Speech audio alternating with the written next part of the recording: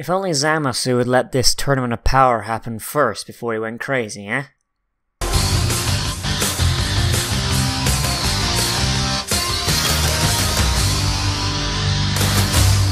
Hello there everybody, and welcome to Staring At for episode 103 of Dragon Ball Super. The tournament of power rages on, and yet we're not even halfway done. After the hyper-enjoyable jab at Magical Girls in the last episode, I'm sad to say that I'm not as impressed with this episode. It kinda feels like they lost steam about halfway through, and the big ticket fight here doesn't really break even with the fights Android 17 had last episode, or even the one he has in this episode. It almost feels like they wanted to make Gohan seem like a badass, but then completely forgot what makes him a badass in the first place. They try and make Gohan seem like the master strategist Goku keeps playing him up as, but his strategy is barely better than Goku's own hit him very, very hard strategy. But at the very least, the first half of this episode is kinda friggin' neato. Continuing from the last episode, we have Ribrienne challenging 17, demanding vengeance for her fallen maidens.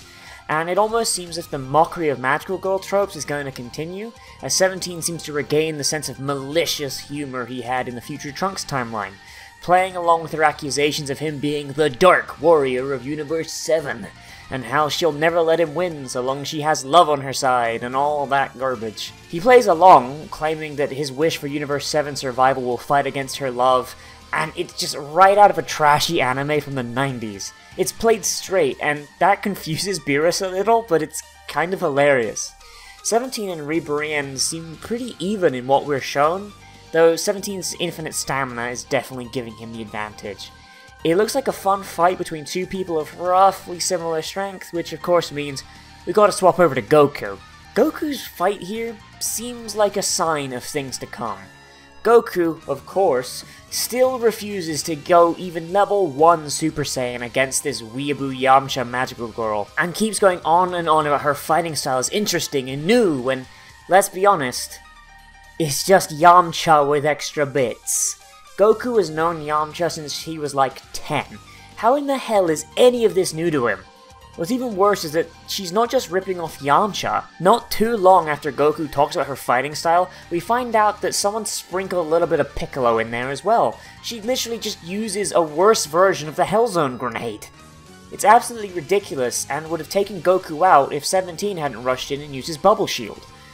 Why on earth is Goku having so much trouble in this tournament?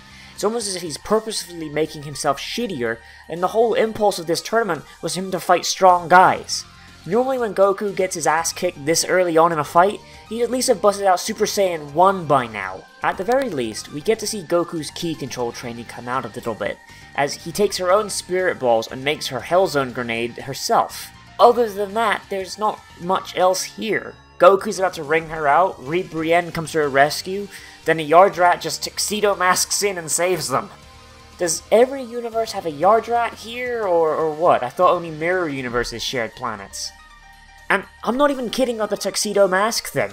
Later on, he rings out an opponent in defense of the Magical Girls, and they're just slobbering all over him. It's kind of funny, even though it's frustrating that, once again, Goku doesn't get any ring-outs other than Universe 9 guys at the start of the tournament. All we see is Goku jobbing to people that he could knock out in less than a minute if he actually tried.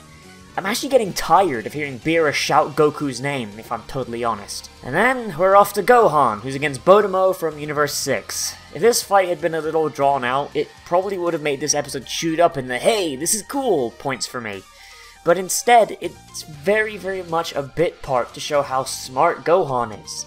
At first, you just see Gohan punching Botama, which, of course, does not work, like at all, but we've known that. Botamo keeps reminding us, and it's extremely played out at this point.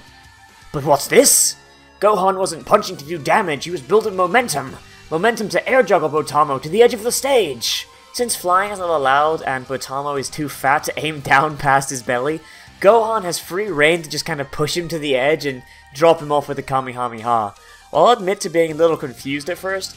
Seeing Gohan use his brain made me extremely hyped to see what will happen next. And then we get the fight with the last two boys of Universe 10. Get ready for the most disappointing fight ever, folks. We have Gohan and Piccolo versus Albuni and Rubal.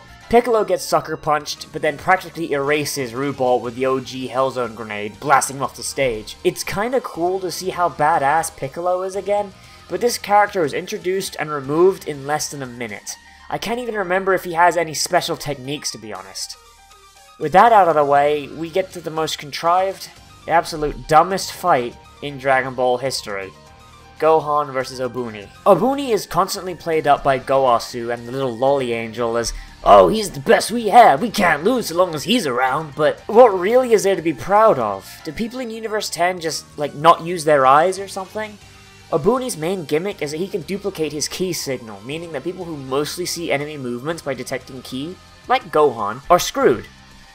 We know that Gohan wears glasses, so maybe his eyesight's not as good as it used to be, and he learned to sense ki as a child to keep up with hypersonic movements, but Obuni doesn't move that fast, and even without his glasses, Gohan still has his eyeballs. It's kind of silly that he gave Gohan so much trouble. And what would have happened if he'd fought someone from, say, Universe 9, who we learned in the Universal Exhibition match don't even use ki the same way as seemingly everyone else?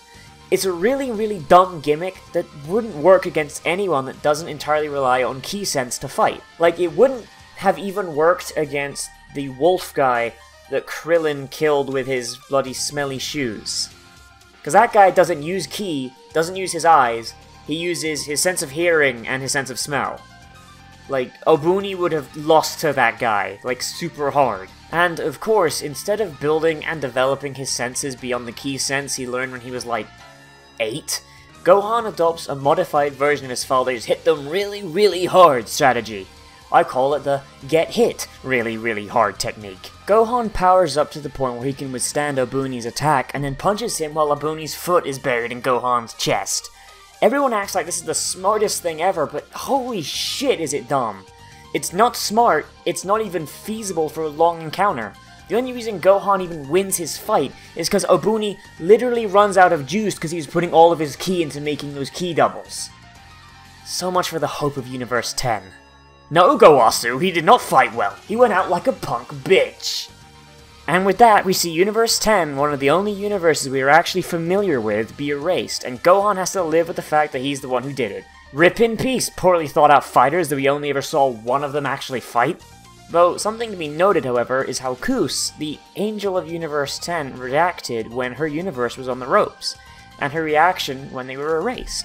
Unlike Mojito, who smiled when his universe was erased, Kus seemed extremely sad, and specifically said that she would miss Rumshi, the god of distraction that she was the attendant of. It's kinda sad, really, when you think about it, and puts every other angel, including Whis, in a contrast. Whis seems to not really care whether Universe 7 goes bye-bye or not, and same with Vados, although she's kind of more antagonistic about it.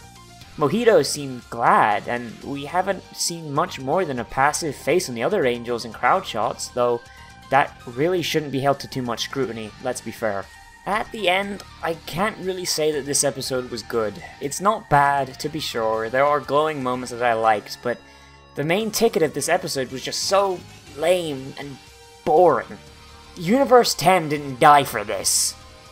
Hey there everybody, thank you for going ahead and watching this Staring At for episode 103 of Dragon Ball Super.